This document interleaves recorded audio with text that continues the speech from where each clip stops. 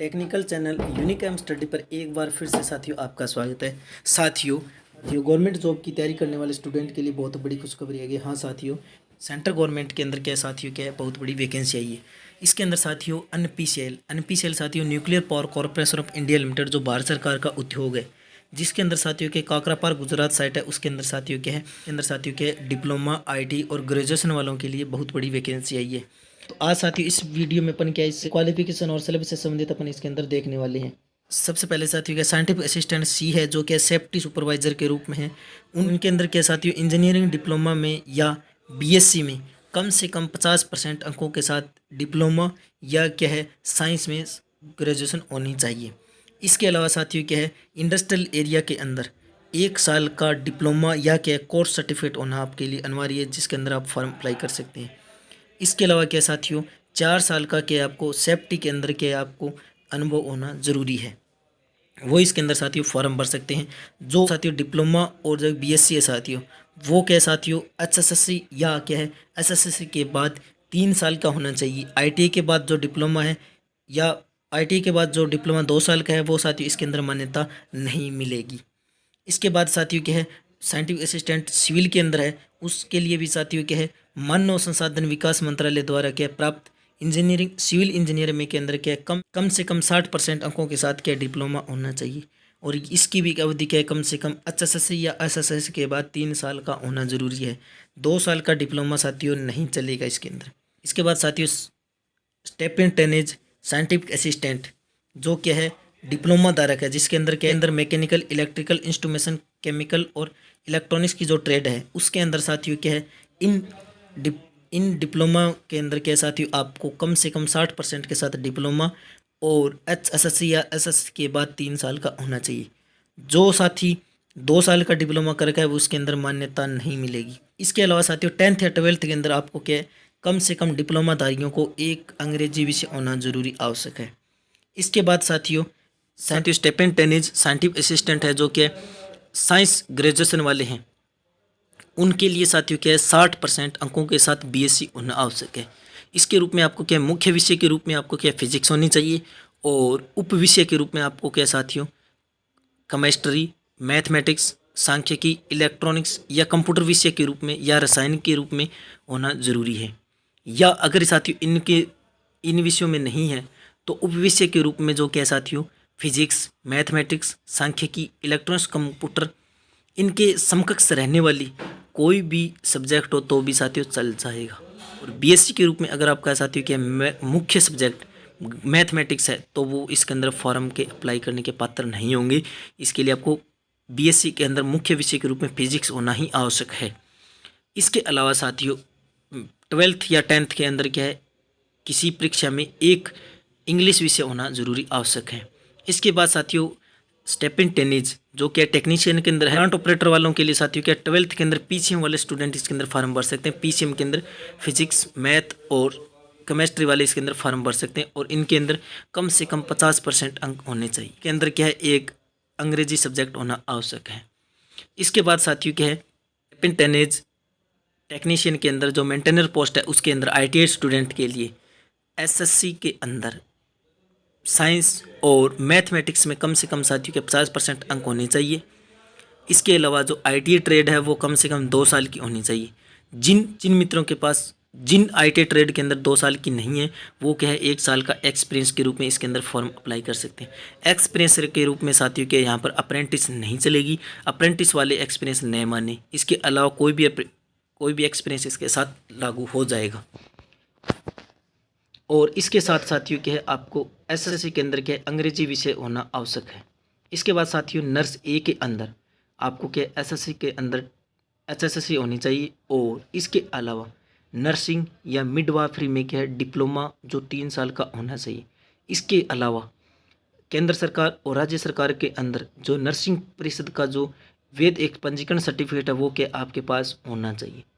अगर ये नहीं है तो इसके अलावा बीएससी के अंदर क्या नर्सिंग का कोर्स आपको पास होना चाहिए। इसके अलावा अगर ये भी नहीं है तो नर्सिंग के अंदर क्या है ए सर्टिफिकेट के नाम से एक सर्टिफिकेट आता है, वो क्या है किसी भी हॉस्पिटल में 3 साल का एक्सपीरियंस होना चाहिए।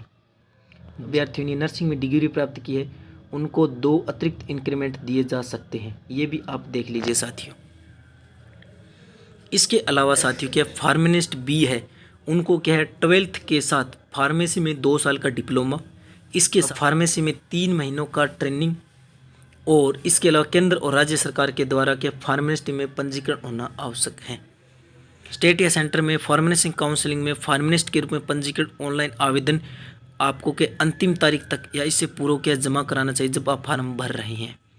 इसके बाद साथियों क्या है असिस्टेंट ग्रेड 1 ह्यूमन रिसर्च और assistant grade finance and account और असिस्टेंट ग्रेड कॉन्ट्रैक्टर और मटेरियल मैनेजमेंट, इस स्टेनो ग्रेड के अंदर फार्म अप्लाई करना है। तो साथियों इसके लिए आपको क्या किसी भी यूनिवर्सिटी द्वारा कम से कम 50% अंकों के साथ ग्रेजुएशन डिग्री होनी चाहिए।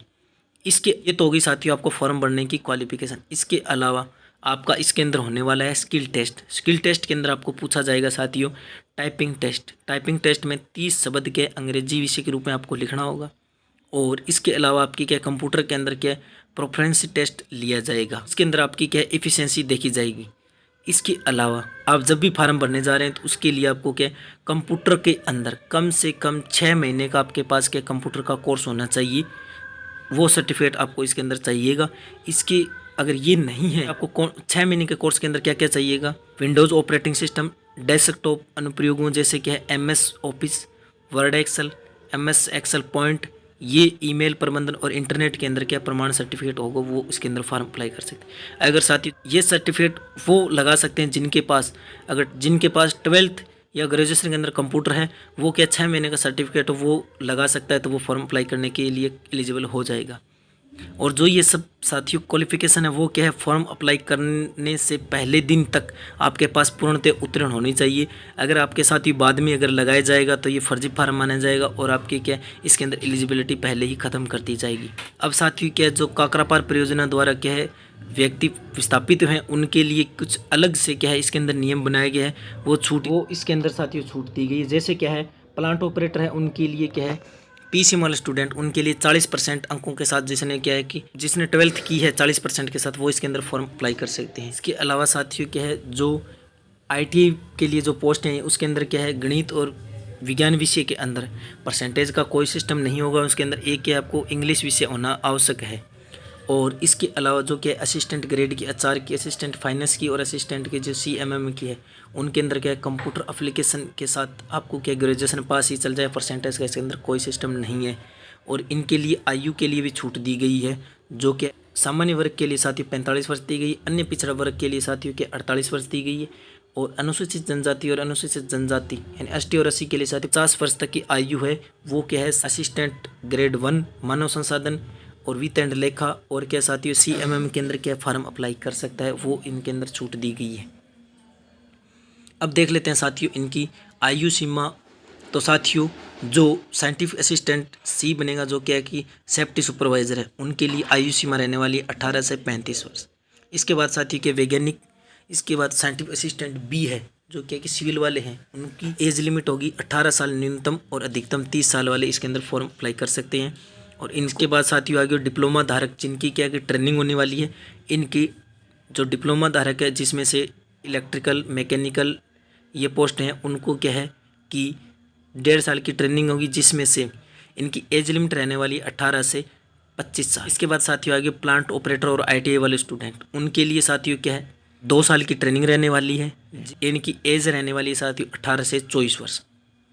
इसके बाद साथियों क्या है नर्स A के लिए है, इनकी एज लिमिट रहने वाली है 18 से 30 वर्ष। और इसके बाद साथियों क्या फार्मासिस्ट B है, उनकी एज लिमिट रहने वाली है 18 से 25 साल। इसके बाद साथियों क्या है assistant grade HR, assistant grade finance account, assistant grade contractor and material management और क्या है स्टेनो ग्रेड, उनके लिए एज लिमिट रहने वाली है 21 से 28 वर्ष उनकी साथियों। इसके अलावा साथियों क्या है आयु छूट के अंदर जो भी केंद्रीय आयु छूट है उसके आधार पर उनको क्या आयु के अंदर छूट दी जाएगी। जैसे साथियों ST और SC के लिए 5 साल के लिए है कि अन्य पिछड़ा वर्ग के लिए 3 साल की छूट रहेगी। जो साथियों क्या है बेंचमार्क यानी कहीं डिस्प्लेड PWD वाले जर्नल है उनके लिए 10 साल की आयु छूट रहने वाली है। जो साथियों क्या है ST और SC है उनके लिए साथियों क्या है जो क्या है पीडब्ल्यूडी वाले कैंडिडेट हैं उनके लिए 15 साल की रहने वाली है। ओबीसी वाले पीडब्ल्यूडी के जो कैंडिडेट रहने वाले उनको लिए 13 वर्ष की छूट रहने वाली है। जो साथियों के 1984 के दंगों में मारे गए लोगों को जो आश्रित हैं उनके लिए 5 साल की आयु छूट रहने वाली है। इसके अलावा साथियों के विधवा, तलाकशुदा महिला, न्यायिक तौर पर क्या है पतियों से अलग की गई महिला और या पुनः विवाह नहीं किया है उनको लिए क्या के लिए 35 साल और अनुसूचित जनजाति के लिए 40 वर्ष तक की आयु तक के फार्म अप्लाई कर सकते हैं। इनको क्या शैक्षणिक योग्यता और भर्ती प्रणाली में कोई भी अलग छूट नहीं दी जाएगी। साथियों फिजिकली मापदंड के अंदर इसमें क्या मांगा गया है साथियों, स्टेपेड टेनिस जो क्या है साइंटिफिक असिस्टेंट है जो डिप्लोमा होल्डर, और साइंटिफिक असिस्टेंट जो क्या है साइंस ग्रेजुएट वाले हैं, और स्टेपेड टेनिस जो क्या साथियों प्लांट ऑपरेटर, और स्टेपेड टेनिस जो क्या है मेंटेनर पोस्ट वाले हैं। उन सभी के लिए क्या है वेट की मांग की गई है 45 kg और हाइट होनी चाहिए उनकी 160 सेंटीमीटर। अगर ये फिजिकल स्टैंडर्ड है तो वो क्या इसके अंदर फॉर्म अप्लाई कर सकते हैं। ये मेल और फीमेल के लिए दोनों के लिए समान रहने वाली है। तो साथियों जिनके पास ये सभी क्वालिफिकेशन और फिजिकल स्टैंडर्ड है वो इसके अंदर फॉर्म अप्लाई कर सकते हैं। आज के लिए साथ इतना ही, और भी सिलेक्शन प्रोसेस और सिलेबस से संबंधित हम नेक्स्ट वीडियो में बात करने वाले हैं। तब तक के लिए जय हिंद।